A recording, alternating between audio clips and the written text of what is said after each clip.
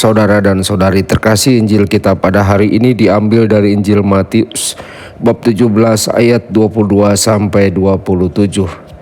Sekali peristiwa Yesus bersama murid-muridnya ada di Galilea. Ia berkata kepada mereka, "Anak manusia akan diserahkan ke dalam tangan manusia. Mereka akan membunuh dia, tapi pada hari ketiga ia akan dibangkitkan." Maka hati para murid itu pun sedih sekali.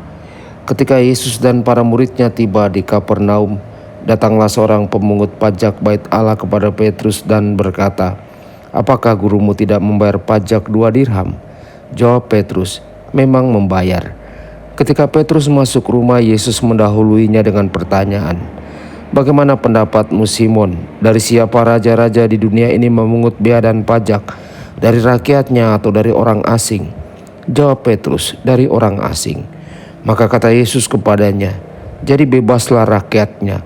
Tetapi agar kita jangan menjadi batu sandungan bagi mereka, pergilah memancing ke danau, dan ikan pertama yang kau pancing tangkaplah dan bukalah mulutnya, maka engkau akan menemukan mata uang 4 dirham di dalamnya.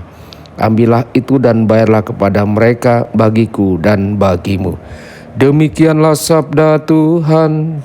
Terpujilah Kristus.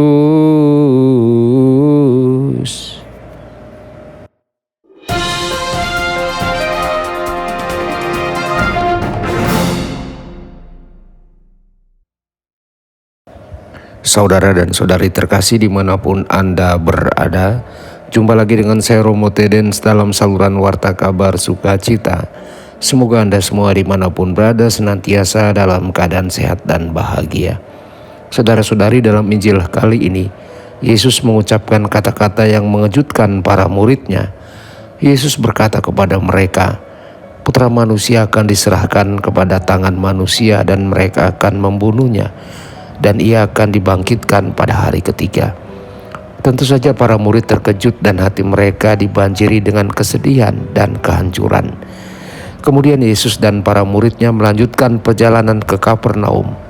Ketika mereka tiba di sana, para pemungut cukai mendekati Petrus dan bertanya kepadanya, "Apakah gurumu tidak membayar pajak 2 dirham?"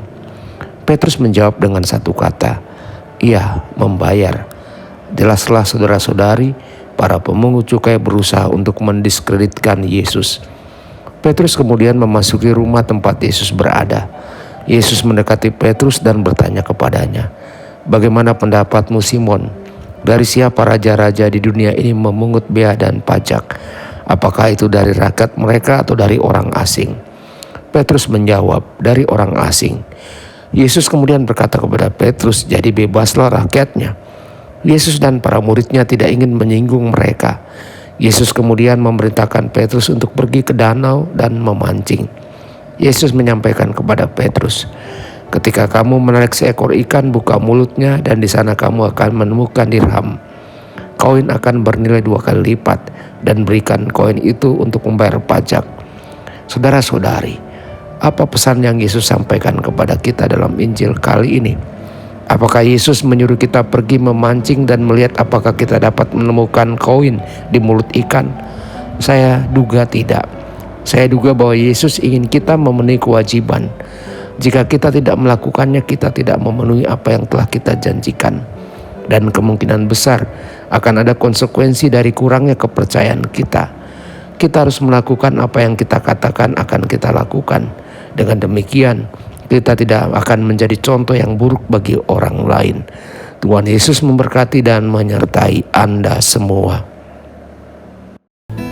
Sabda Allah adalah kebenaran.